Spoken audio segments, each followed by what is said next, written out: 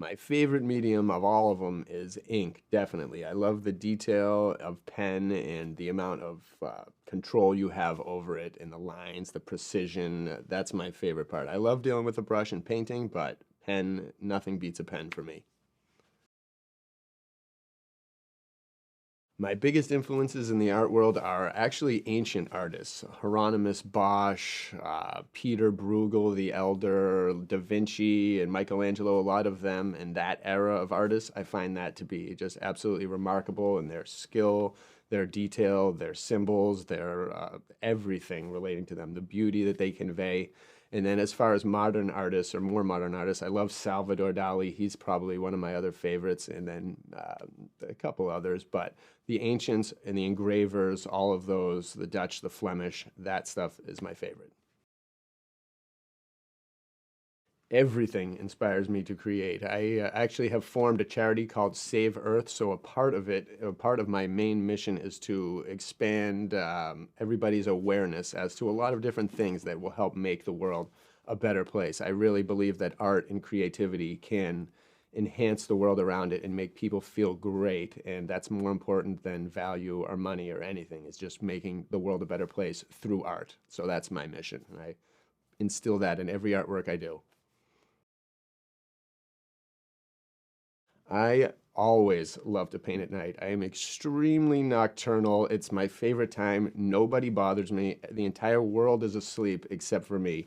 I am notorious for going until about 4 or 5 in the morning, sometimes sunrise. And my record for a day, or for actually a week straight, was I did 18-hour days and slept 6 to 5 hours at this other drawing that I'll tell you about in a bit. But I love drawing at night. Nothing beats it for me. The patience, the calmness, the tranquility of it all, and the power of being awake when not many people are. I love it. So the painting I just mentioned in the last question I did was called The Ark, and it was a drawing idea that I had for years where I wanted to make a map of the world that consisted entirely of animals and endangered animals.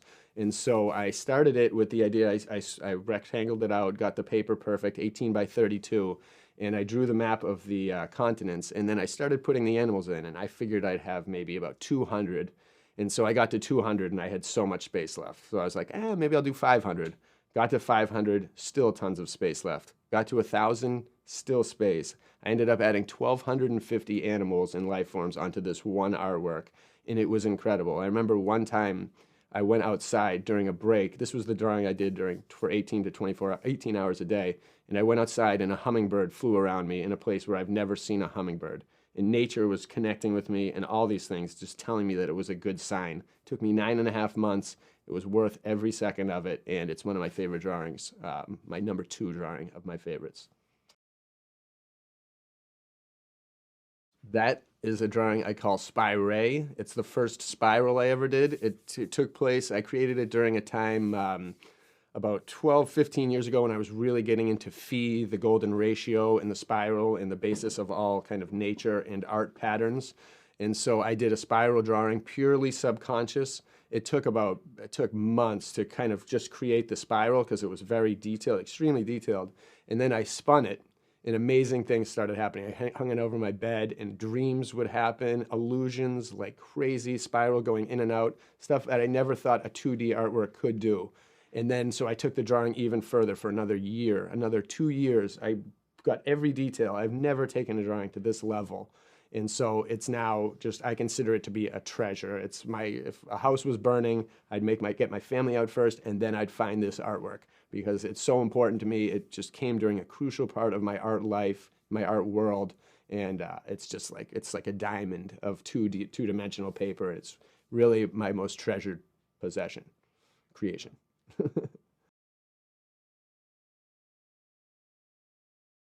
If I could visit anywhere in the world, it would be beyond what I think. I am convinced. I'm one of those guys where I love ancient cultures that believed that the world was bigger and more out there beyond Antarctica, beyond the North Pole. So if I could go anywhere in the world, I would like to take a plane beyond where we're told we can't go and just to see for myself if there's more up there, Shangri-La or whatever the ancient stories tell. I want to see for myself what's beyond the ice where they tell us we can't go and we're not supposed to know. And maybe there's nothing, maybe it goes all around and the thing will complete, but I'm really curious as to what is beyond this area or in uncharted area if there is some left. Maybe not in the sea, maybe just some land that people forgot about, some island somewhere. I'd love to find some place that nobody knows about or that has been lost to time. I think that would be really cool. I play guitar, actually. I started playing piano when I was really young, and then I studied guitar for a long time, watching music videos, really into heavy metal. And after a couple years of just studying and playing air guitar, I finally saved enough money to get a guitar, was in a band within a week, then with my neighbors started recording music out of a boombox. And then as time went on, I became in a band called Irrepress with a bunch of my best friends in high school. We played hundreds of shows in high school. We toured America. We toured Europe.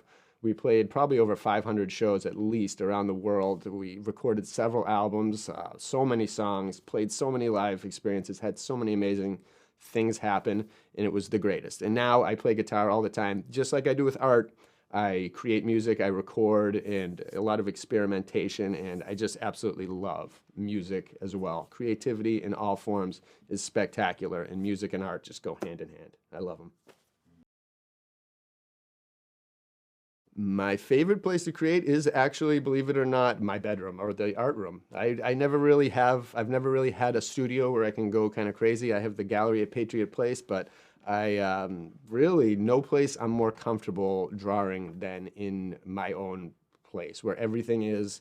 I have all my sounds, all my music, all my movies or anything like that. All my art supplies are all there. And that's where I feel the most comfortable in the nocturnal hours. I also do like drawing and outside though, plein air, all that kind of stuff. I really enjoy that as well because it's got its own different power. But when I want to hone down and focus on my masterpieces, the stuff that really charges me, then just no place is better than my art room at home.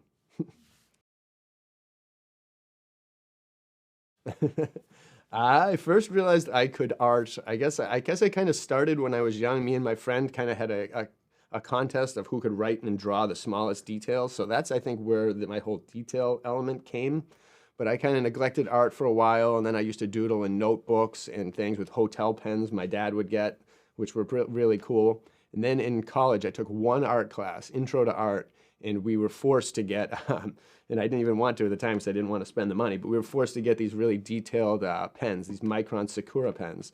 And so I got one, and it was like a needle. And I remember opening it up and touching it to the paper and being like, wow, a whole new world of potential opened up to me. It was so much better than any of the pens I'd ever used. It was like drawing with a needle. And so I immediately became obsessed, and I haven't stopped since. And now I love just tiny details and those and pens. And that time period took it from just doodling to me realizing I could do something more serious with it. And so I never turned back. It was the best discovery ever. Best couple bucks I ever spent too.